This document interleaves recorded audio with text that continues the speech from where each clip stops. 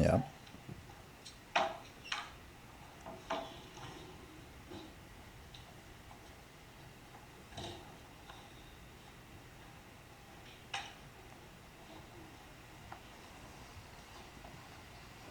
Okay, and he gave him a pat on the back. Okay. I want to preface this by saying, and it's not from this post, not from Norway Chess, but I've seen social media posts where they portrayed this as a temper tantrum, but I'm not saying that here whatsoever. So let's look back for a second. Okay, yeah, that's clearly like an outburst of anger, though I see it as at himself, not so much about anything to do with his opponent, which, okay, yeah, that was a lot. He knocked over pieces, sure.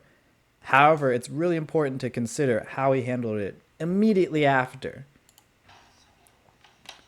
Shakes his opponent's hand, right? So you have to have some kind of, you have to have done some emotional work, emotional reflection work to recognize in that moment when you're that upset and angry with yourself, not to just storm off because emotions are high, right? He's feeling it. He's feeling all of it. He's very disappointed.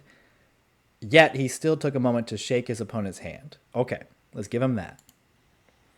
Okay. He still walks away. Oh my God, sure. I'm sure Gukesh is like, what just happened?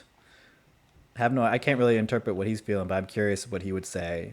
Like, is he shocked? Is he thinking more about the game, or is he kind of like, what is Magnus going through? And I like that there was this moment. It was very brief.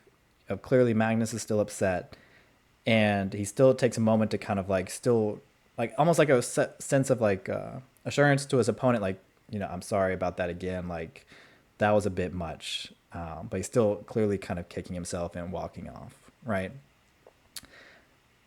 Again, when I see if you go and like look up Magnus blunder social media post, you're going to see a mix of reactions to this.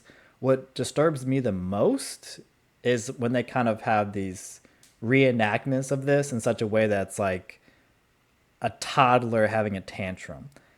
And I don't think that's a respectful way to treat our anybody really, but our ex world champion slash highest rated player in the world, right? Yes, he could stand to have some sense of reflection here. He could improve and try to avoid such things as happening and kind of figure out how he can really think about his thinking while he's playing and emotional regulation, all that good stuff. Though, all things considered, I think he handled this reasonably well. Let me know what you think.